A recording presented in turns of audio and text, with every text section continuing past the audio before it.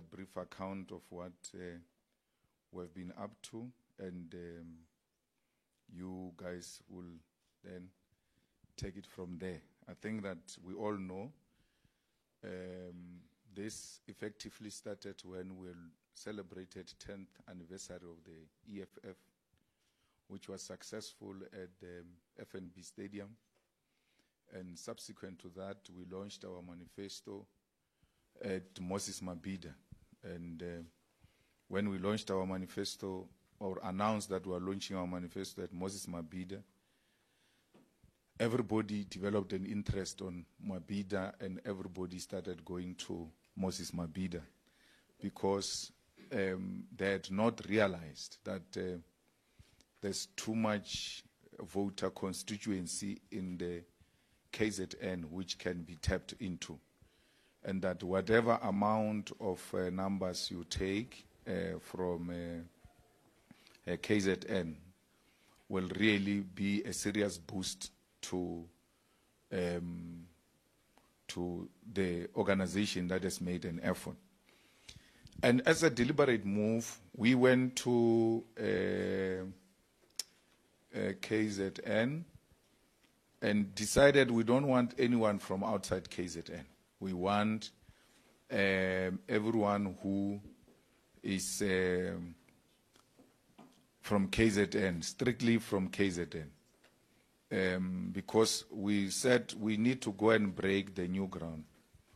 But the EFF's inspiration was necessarily inspired by 2021, where EFF got more than 330,000 unexpected votes. And we took that as a loud whispering by the KZN people who were saying we are ready for the EFF. Therefore, we went to KZN. And then from there, we went all over South Africa to launch our manifesto. Firstly, Mabhida was successful, and there's no single other manifesto which we launched after Mabhida, which was not successful. Rallies by their own nature, you convene, or in the rallies, the people who are converted are the ones who converge. So you bring the ones who are converged into one place, and those undecided. So when people run a campaign, they run a campaign on undecided voters. You don't run a campaign on strongly EFF or strongly opposed to EFF. Strongly opposed to EFF, you don't waste time. So when you do a rally, you are targeting that undecided voter who looks at the beauty and the success of the rally and the speeches thereof, and then makes a decision. Some just look at TV even before they hear the speech because they are so undecided.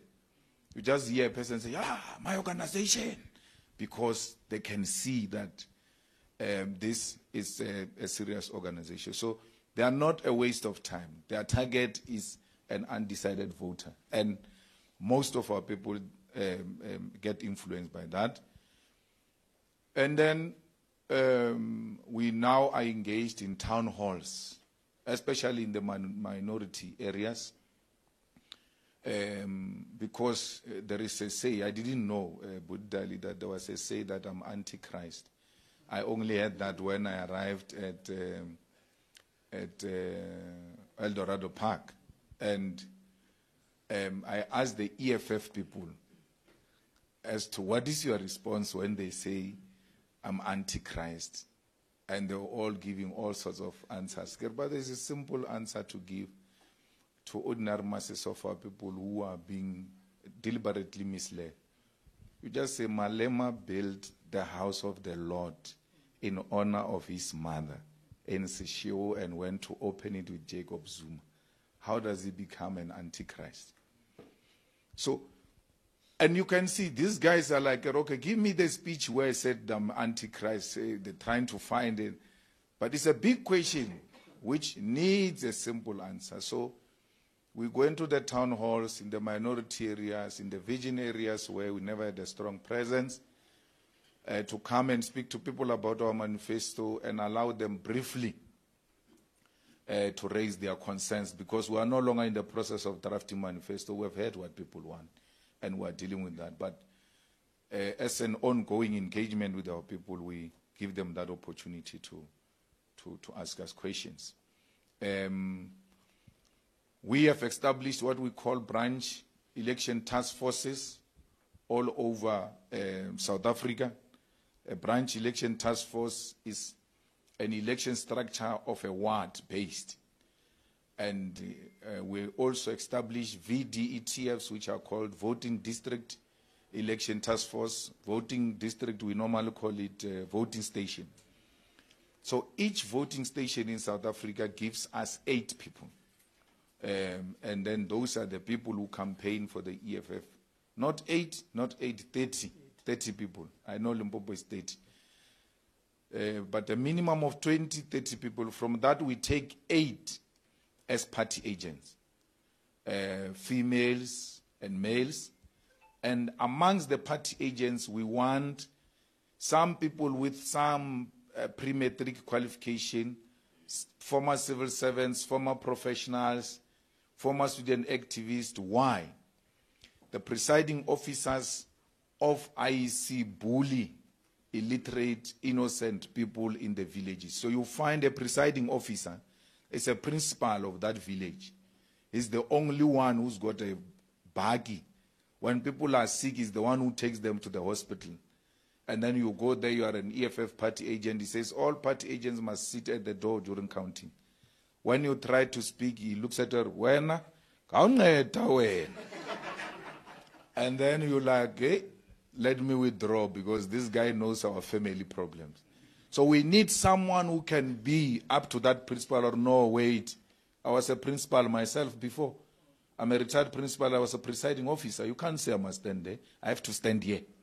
Once those credentials are revealed, then they retreat, because they know they are not dealing with people who are not necessarily clued up with the Electoral Act and Code of Conduct. Then from there, we are going to have our rally on the 25th of May in Limpopo, Peter Mokaba Stadium. We've got weekly reporting meetings where every structure from VD, branch, sub-region, region, province has to report about how many people did you speak to. We don't care whether they said they will vote for EFF or not. But at least you should have spoken to not less than 10 million people who say, we've heard of an animal called the EFF directly. Because they will never vote for a party they never heard of. So you ought to go and speak to them. And the good thing with the campaign of door-to-door is that you are not searching in darkness. You are carrying a voter's role. So when you enter my family, you don't say, how many voters are in this house? You say, where's Julius Malema? Where's Ronnie Malema? Where's Tsepo Malema? You call them from the voters' roll. Then you talk to them. Then you ask them, after talking to them, will you vote for the EFF? I'm not sure. Some say yes, some say no. Then you write them down, you write their contacts and all of that. You bring them to us. And then we capture them and then send them to head office as a province. The head office has got an existing operation center where ordinary members of the EFF call those people that you said you spoke to ask them, has anyone come to speak to you about the EFF? So that is portfolio of evidence, so that we don't just assume people are being spoken to only to find that people are passing time, are actually not doing the work. So the call center will call. We have established a call center. That call center, by the election time, each sub-region will be having its own agent that deals directly with that sub-region. Yesterday alone, we called 140,000 people because I just inquired about yesterday. So directly, and those are the calls that went through. Remember, some don't go through, and then we keep on repeating them. So we go around doing door-to-door. Our campaign is Mutu Mutu. So you have to speak to people directly. Every other thing, if you say we did a march, we did a bash, we did a mini rally community meeting, it doesn't account for anything. Those are cherries on top. The only thing we are interested in is how many people have you spoken to and where is the portfolio of evidence. And then the National Operations Center calls those people, including the party agents. So these 8 party agents must submit them, we're going to call them, confirm them, engage them in a training. Then the same thing with election task forces. If you say this is a regional task force, it must have names, surnames, ID numbers, and telephone numbers. Sub-region the same, the branch the same, VD the same. The people who are going to be party agents must be coming from that VD. We don't borrow students to go and become party agents at Houghton. There must be volunteers. Don't tell us, no, it's a suburb. There is no suburb without black people. Anyway, we know that white people can't service themselves. They need us to service them.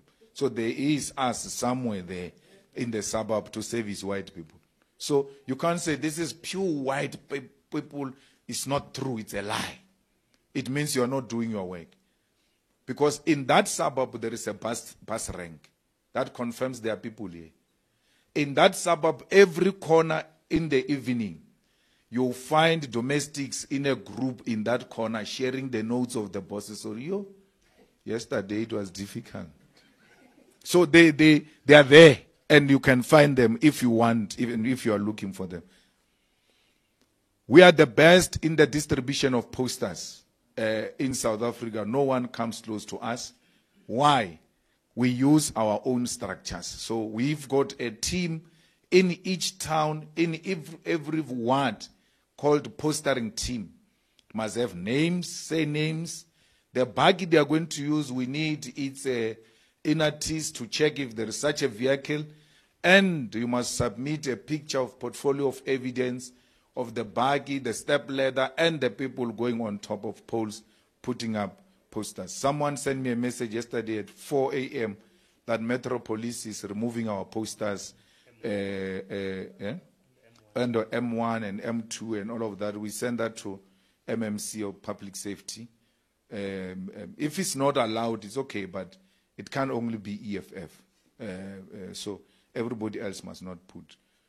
We are ready to comply with everything. So we have a television advert that will launch soon, I think beginning of May.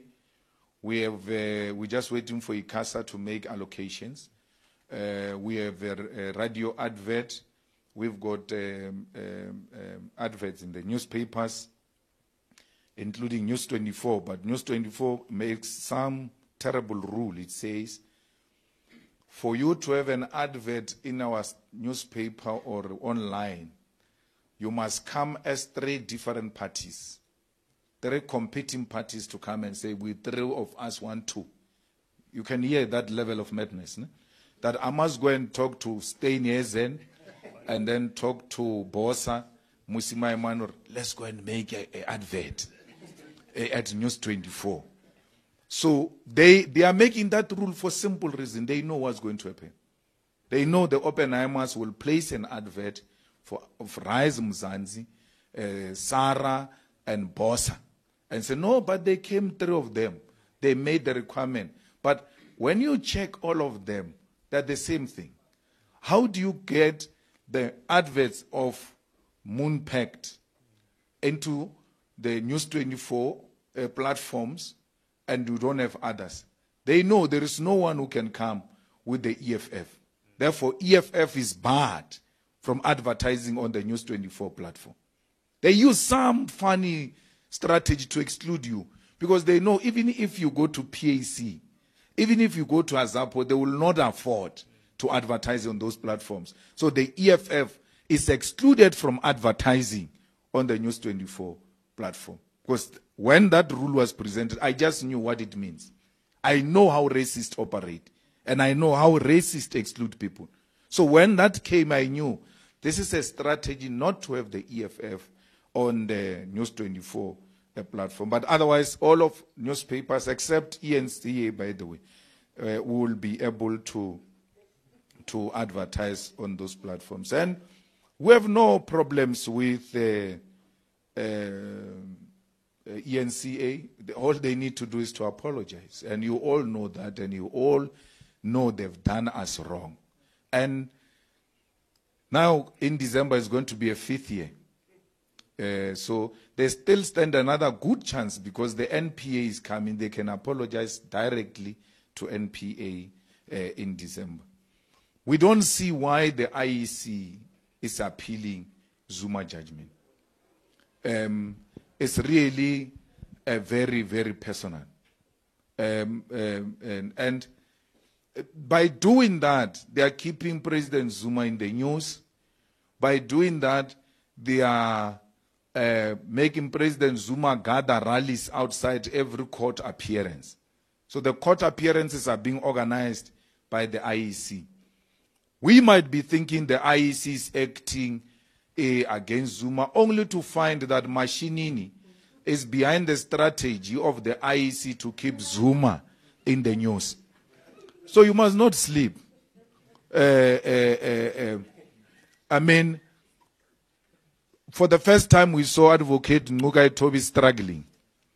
And then he came at the JSC there. I went to him and I was like, I was here busy interviewing judges, but the social media observers are not giving it to you this time.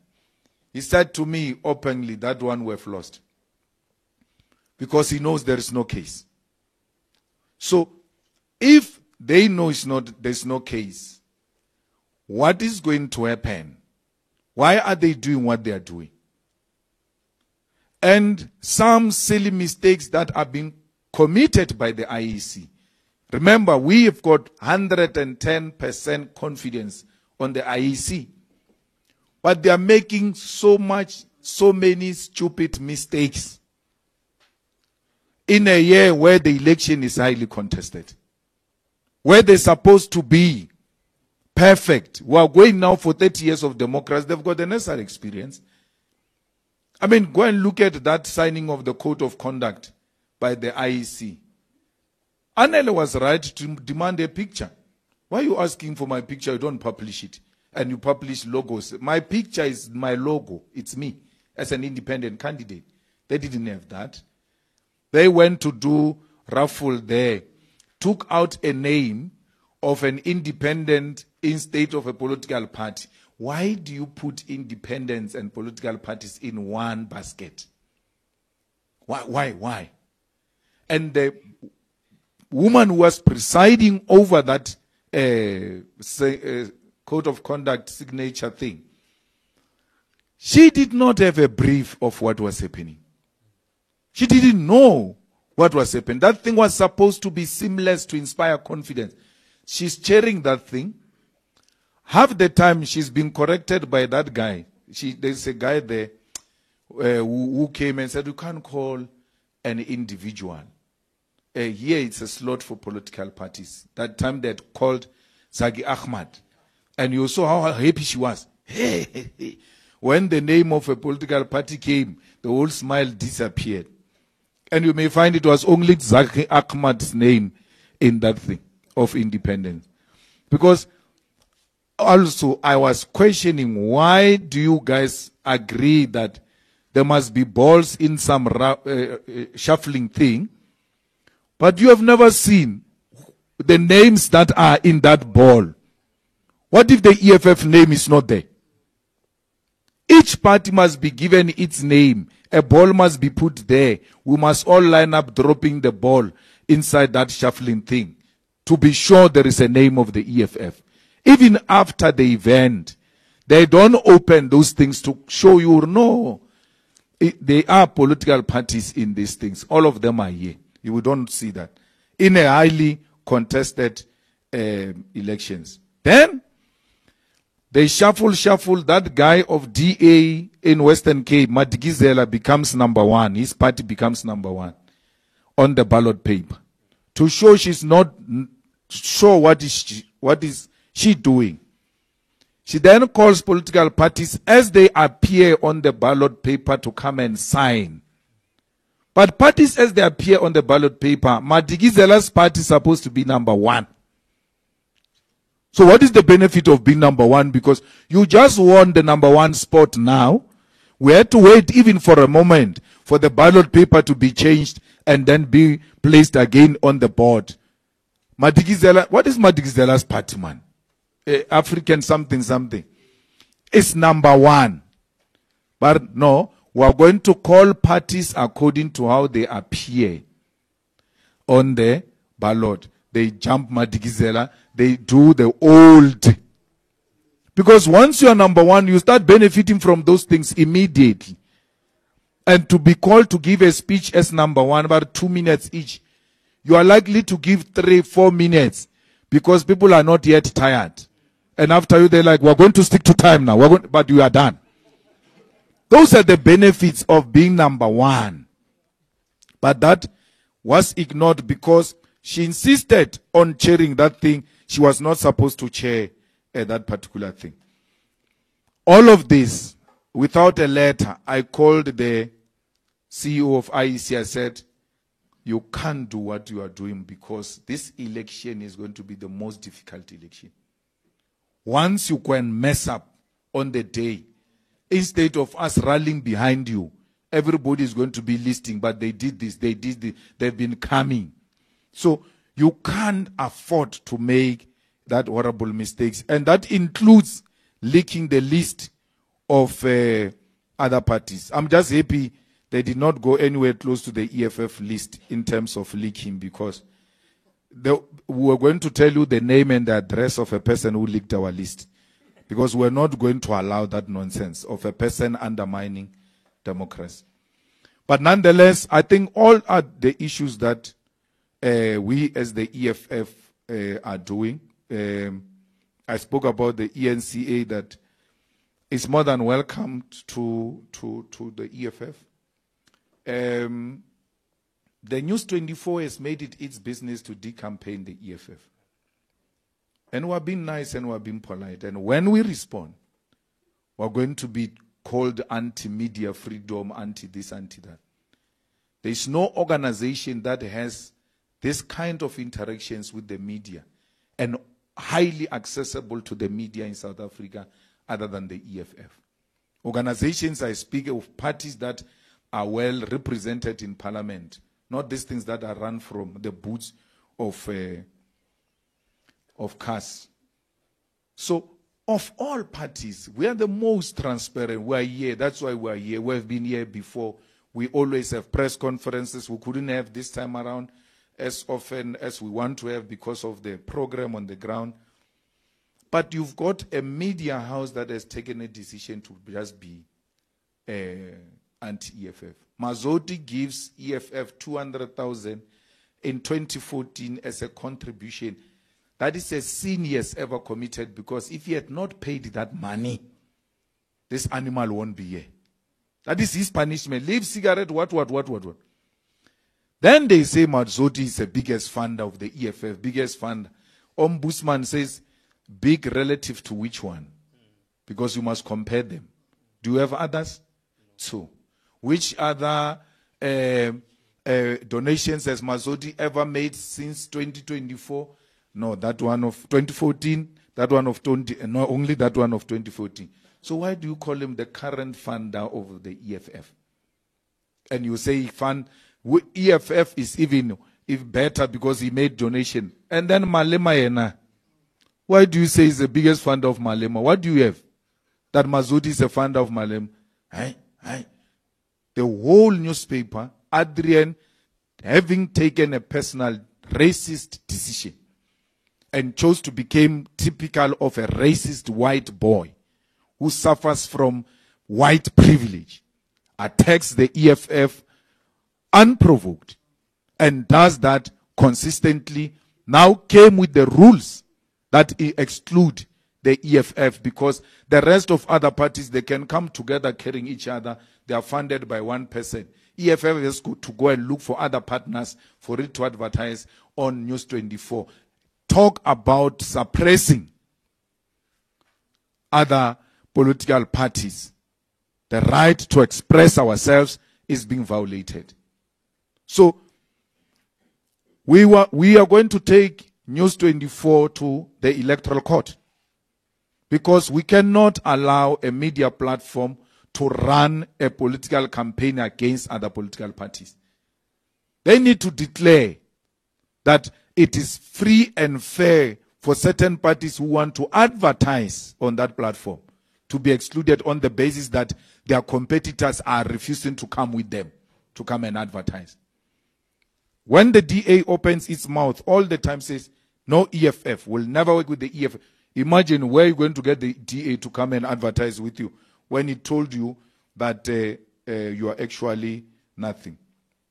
You know, Tina Jumaat was killed after the reports were given that Tina Jumaat, there's threats on her life, and she was being questioned by the Hawks and all of that.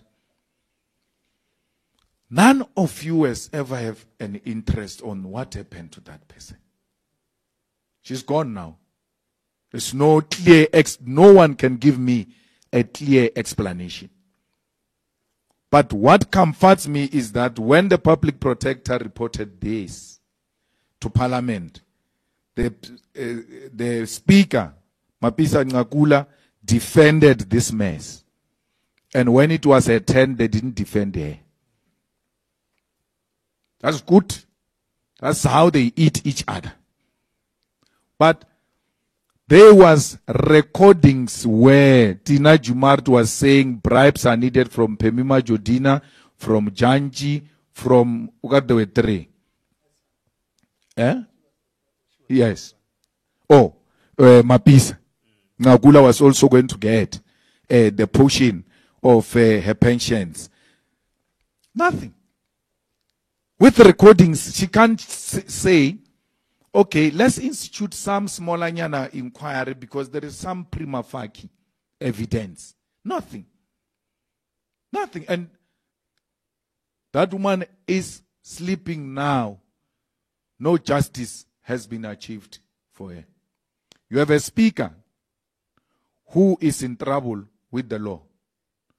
You have that is another arm of the state. You have a chief justice who's in trouble with the law because Zuma has taken him to court that his appointment was not correct.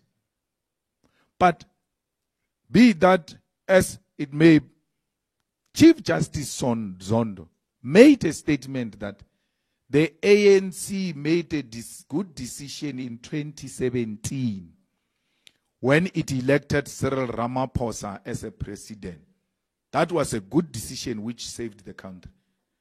No one is holding him. And even this professional, including black professional legal bodies, Buddhan, no one has reported him to JCC. Because Mogoeng was charged for commenting about politics in relation to Israel. This one is commenting about politics in South Africa, worse, internal party political issues. There's no discipline against him. That's another, they are doing each other favors. Then you have a president of the country in trouble with the law. Because Phala will not go away. He can do whatever he wants to do. Let me tell you, there was a case opened by that former DG of intelligence, Fraser. There's a case number. They now have to go and say we decline to prosecute so that we can prosecute him privately.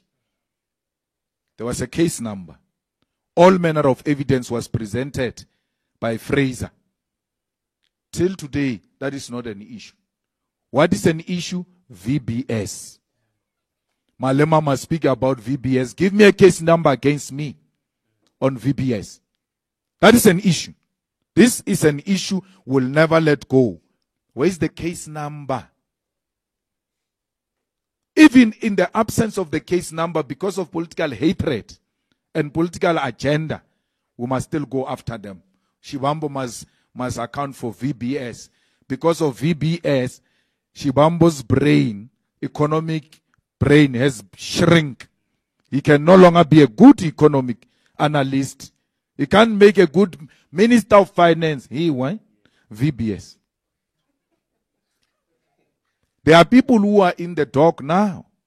There is a white man, former CEO of VBS, who was arrested and who confessed, now saving time in jail.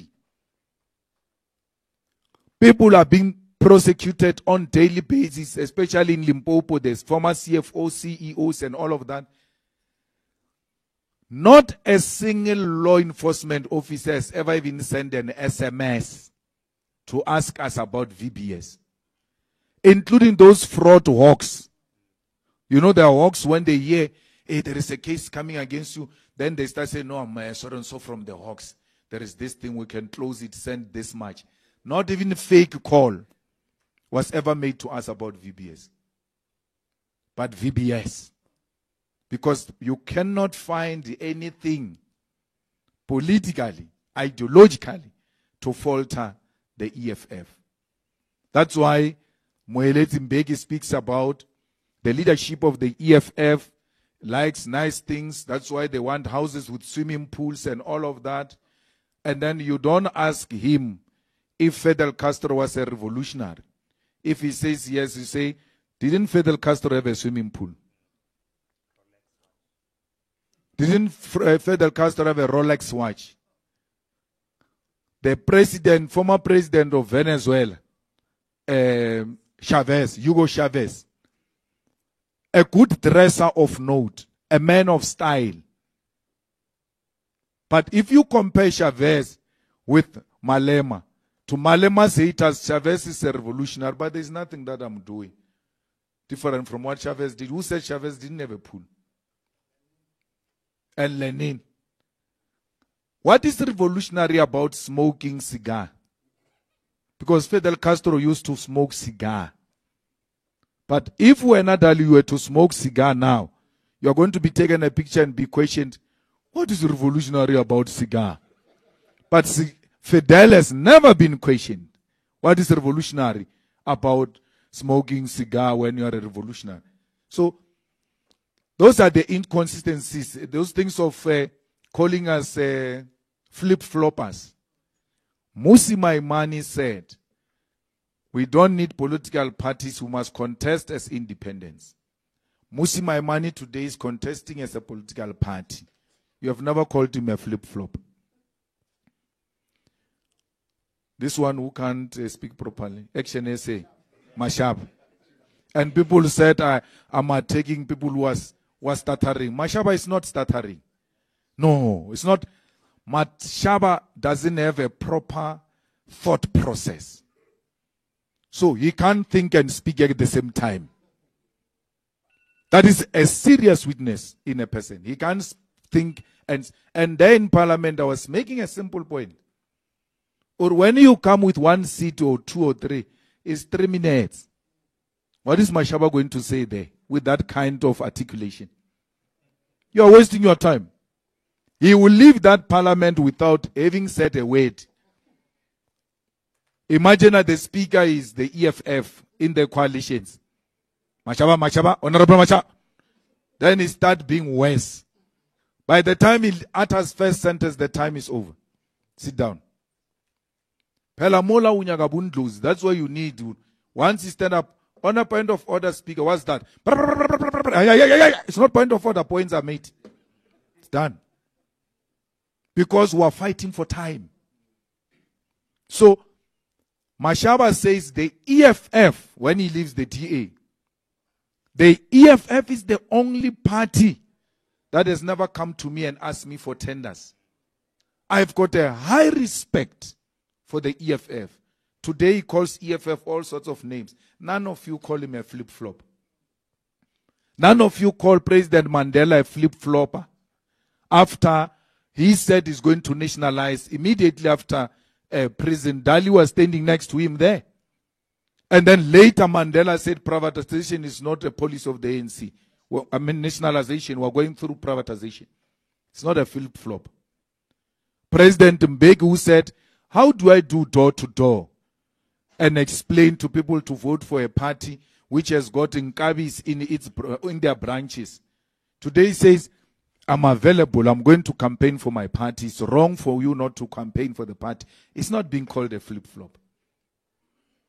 Why do you call the EFF flip-flopper? It's because you can't falter it politically and ideologically, and its commitments to fighting for the poor of the poorest. So we are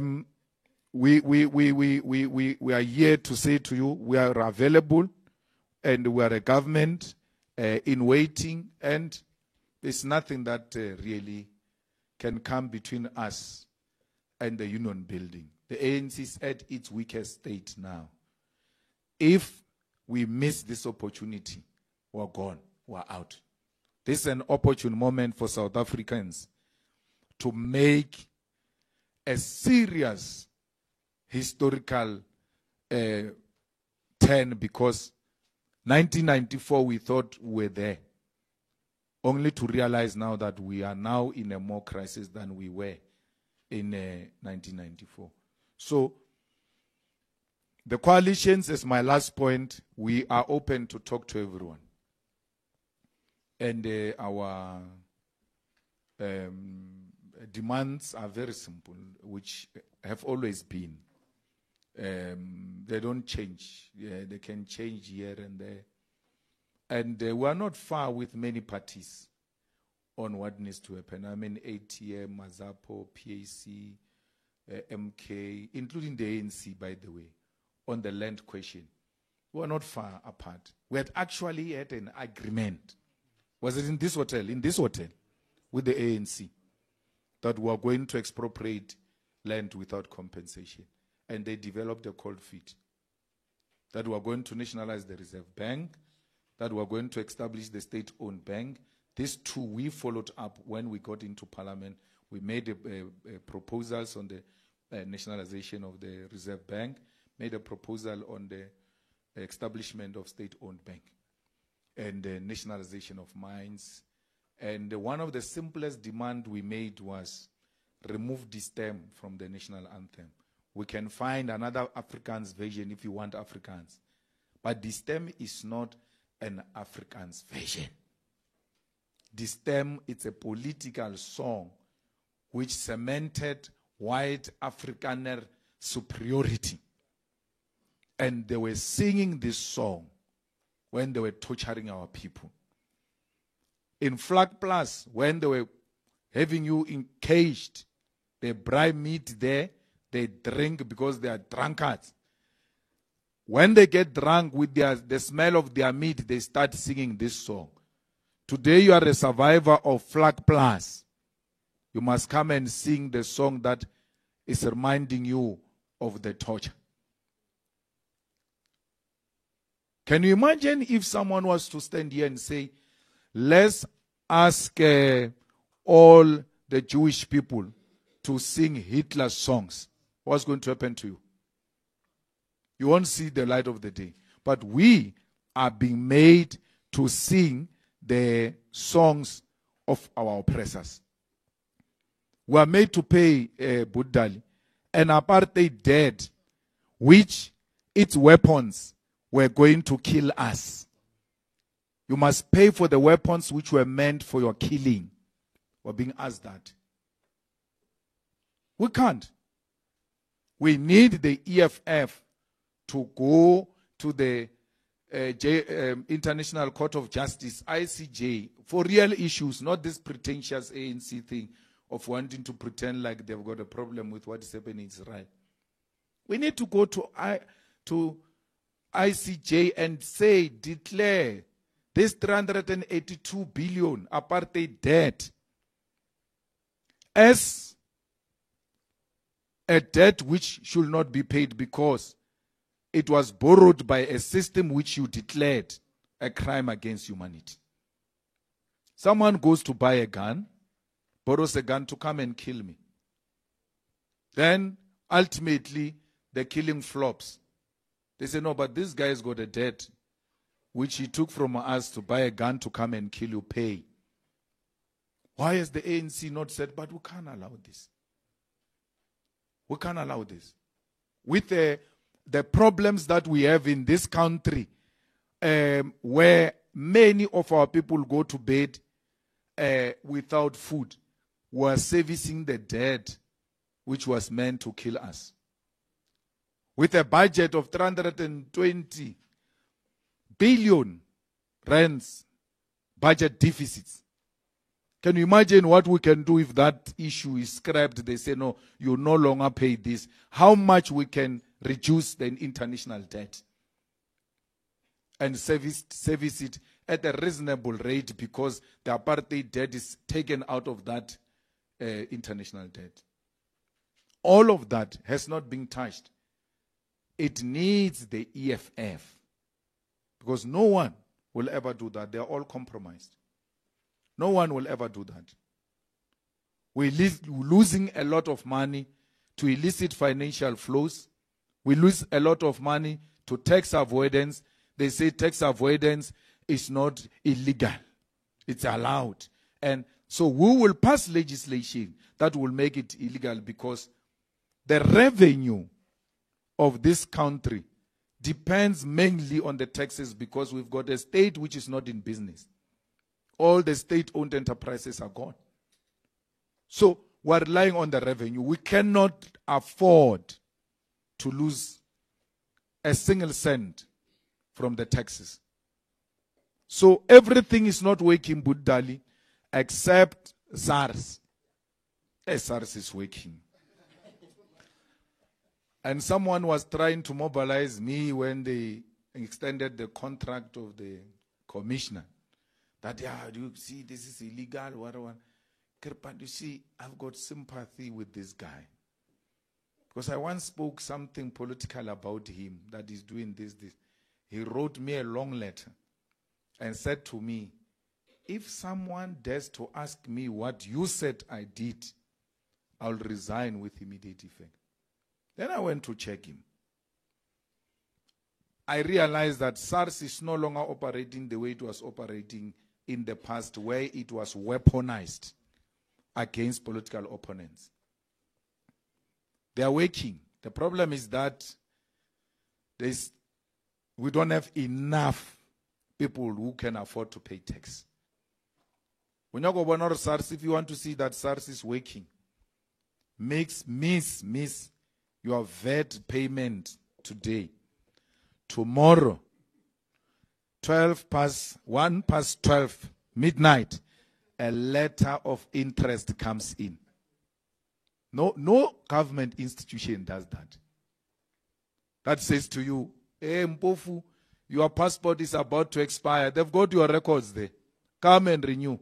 Your driver's license is about to expire. Come and renew. If they can have that system to make us, you missed VAT, this is interest. If they can pick up that, why are they not picking up these other service delivery related matters? So it can be done. It is possible. Why should we be sending electricity and water bills through some papers when we say the world has evolved? Every company today, you owe it, including SARS. Send you an SMS, or my guy, check your emails. The problems are too many. Then you open, you realize, hey, man. Accept your government. Accept the government that can't use the latest technology to enhance and speed service delivery. Only the EFF with a young intelligentsia, the EFF that is not immune to criticism, but EFF that loves men and women who are suitable for the job. Not cadre deployment, which is directionless. But cadre deployment, we will implement it and will do it unashamedly. But the man and the woman must be suitable for the job. Not because they can sing slogans of EFF. That is not a requirement. Or even the membership of the EFF will never be a requirement. We can still have Naledi Pandor under the EFF government as a minister of international relations. Because she's good at what she's doing. She doesn't have to be an EFF member. It's her loyalty to the flag. It's her loyalty to the constitution. Is she a South African citizen? Her political affiliation is irrelevant. Thank you very much.